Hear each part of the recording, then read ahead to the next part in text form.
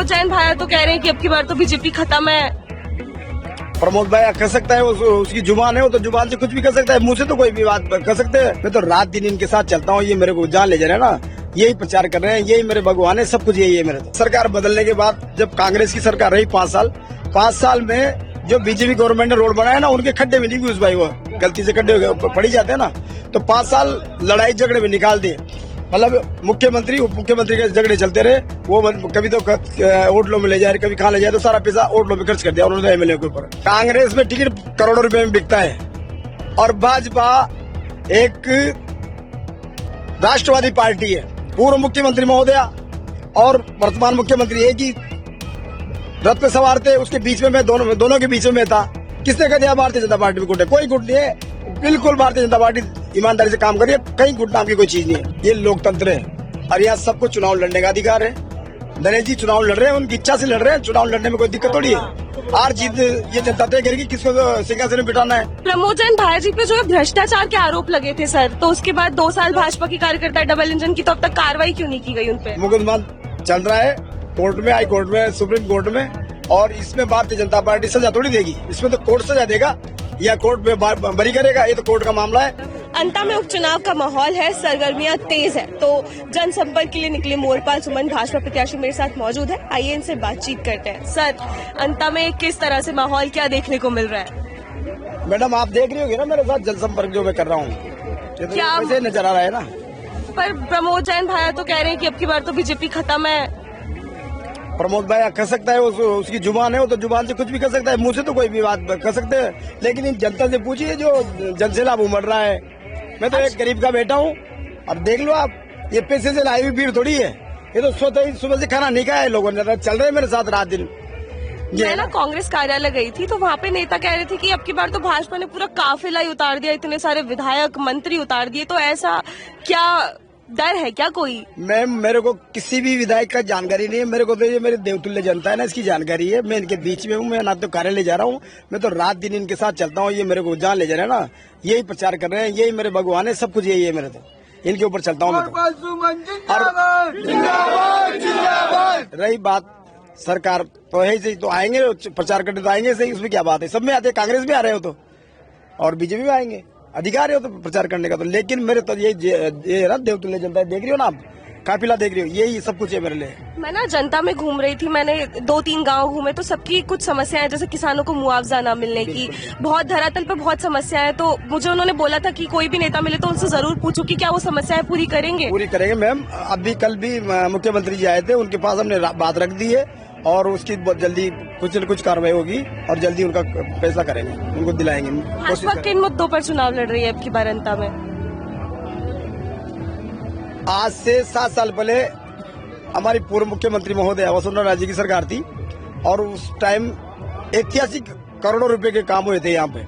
लेकिन सरकार बदलने के बाद जब कांग्रेस की सरकार रही 5 साल में जो बीजेपी गवर्नमेंट ने रोड बनाया ना, उनके खड्डे में नहीं घुस भाई, वो गलती से खड्डे पड़ी जाते हैं ना, तो 5 साल लड़ाई झगड़े में निकाल दिए। मतलब मुख्यमंत्री उप मुख्यमंत्री के झगड़े चलते रहे, वो कभी तो होटलों में ले जाए, कभी कहाँ ले जाए, तो सारा पैसा होटलों में खर्च कर दिया उन्होंने एमएलए के ऊपर। तो 5 साल कोई काम नहीं कराया।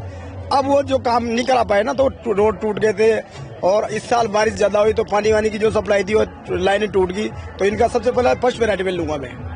तो भाजपा के लिए जो कांग्रेस सरकार है वो कह रही थी कि पर्ची सरकार है, बस ऐसे ही किसी को भी टिकट दे देती है, तो ऐसा कुछ है क्या? कांग्रेस में टिकट करोड़ों रुपए में बिकता है और भाजपा एक राष्ट्रवादी पार्टी है। इसमें चाय बनाने वाला देश का प्रधानमंत्री बनता है और इसमें अंतिम पंक्ति में बैठा हुआ विधायक मुख्यमंत्री बन जाता है। और आली का बेटा, मेरे माता पिता आली लगे, मैंने बाजार में नौकरियां की है और आज उस भारतीय जनता पार्टी ने एक गरीब के बेटे को टिकट देकर ये बता दिया कि भारतीय जनता पार्टी गरीबों की पार्टी है। नेताजी, यहाँ पे खबरें ऐसी भी आ रही थी कि बीजेपी जो है भाजपा 2 गुटों में बटी हुई है, ऐसा कुछ है क्या? 1% भी ऐसा नहीं है, पूरी भाजपा तन मन से चुनाव लड़ रही है, पूरी भाजपा, पूरा जिला, पूरा राजस्थान, कहीं भी भारतीय जनता पार्टी में गुट नहीं है। आपको कल देखा नहीं क्या, पूर्व मुख्यमंत्री महोदया और वर्तमान मुख्यमंत्री एक ही रथ पे सवार थे, उसके बीच में मैं दोनों के बीच में था। किसने कह दिया भारतीय जनता पार्टी में गुट है? कोई गुट नहीं है, बिल्कुल भारतीय जनता पार्टी ईमानदारी से काम करिए, कहीं गुट नाम की कोई चीज नहीं है। ये जो प्रमोद जैन भाई जी के कार्यकर्ता थे तो कह रहे थे कि सारी ना बाहर से बुलाई हुई भीड़ है। आप तो पूछ लीजिए इनसे, अगर आपको कोई एक भी बार की मिल जाए ना तो मैं यहाँ से चुनाव प्रचार को वापस घर पे चला जाऊंगा, घर पे बैठ जाऊंगा। इससे बड़ा क्या सबूत दूं आपको? अच्छा, बीजेपी जिंदाबाद जिंदाबाद जिंदाबाद। निर्दलीय प्रत्याशी है नरेश मीणा, जिंदाबाद। निर्दलीय प्रत्याशी है नरेश मीणा, उसको भाजपा के नेता और पार्टी के कार्यकर्ता कितना सीरियसली लेते हैं? कोई बात नहीं। देखिए नेताजी कह रहे कि नारे से क्या होगा। एक मिनट रुक जाओ। तो एक निर्दलीय प्रत्याशी है नरेश मीणा, उसको कितना सीरियसली जो है भाजपा लेती है? देखो मैम, ये लोकतंत्र है और यहाँ सबको चुनाव लड़ने का अधिकार है।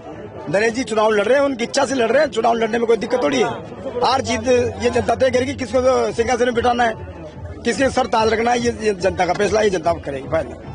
प्रमोद जैन भाई जी पे जो है भ्रष्टाचार के आरोप लगे थे सर, तो उसके बाद 2 साल भाजपा के कार्यकर्ता डबल इंजन की, तो अब तक कार्रवाई क्यों नहीं की गई उन पे? मुकदमा चल रहा है कोर्ट में, हाई कोर्ट में, सुप्रीम कोर्ट में, और इसमें भारतीय जनता पार्टी सजा थोड़ी देगी, इसमें तो कोर्ट सजा देगा या कोर्ट में बरी करेगा। ये तो कोर्ट का मामला है, न्यायपालिका का मामला है। न्यायपालिका क्या करना चाहती है, वो केस चल रहा है, उनके ऊपर जो भी होगा वो निर्णय करेगी। उसके अगर सजा होती है या बहाल होती है तो कोर्ट का निर्णय, इसमें हम भी क्या कर सकते हैं? भारतीय जनता पार्टी अंता की जनता को क्या कहना चाहेंगे, वो आपको वोट क्यों दे?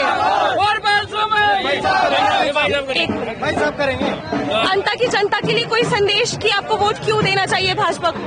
अंता की जनता के लिए संदेश यही है कि मैं रात दिन भारतीय जनता पार्टी का कार्यकर्ता होने के नाते, छोटा कार्यकर्ता होने के नाते मैं इनके बीच में रहता हूँ, इनके बीच में रहता आया हूँ। चुनाव जीताती है तभी इनके बीच में रहूंगा, इनका काम करूंगा, रात दिन मेहनत करूंगा, जो भी इनकी समस्या है उनको हल कराने की कोशिश करूंगा, विधानसभा में उठाऊंगा, पूरी करूंगा। तो ये थे हमारे साथ भाजपा प्रत्याशी मोहरपाल सुमन। आप देख पा रहे होंगे किस तरह से यहाँ पे माहौल है, इनका जोश है और इनका कहना है कि अगर भाजपा की सरकार आती है तो जनता के मुद्दों को वास्तविकता में उठा जाएगा। लेकिन हमेशा से, जैसा मैं हमेशा कहती आई हूँ, ग्राउंड रिपोर्ट कर रही हूँ मैं अंता में, कि आखिरी फैसला तो जनता का रहेगा। 14 नवम्बर को ये जनता ही तय करेगी कि आखिर अंता में जो है कौन सा प्रत्याशी जीतेगा। तब तक के लिए बने रहिए और देखते रहिए रिपोर्ट राजस्थान।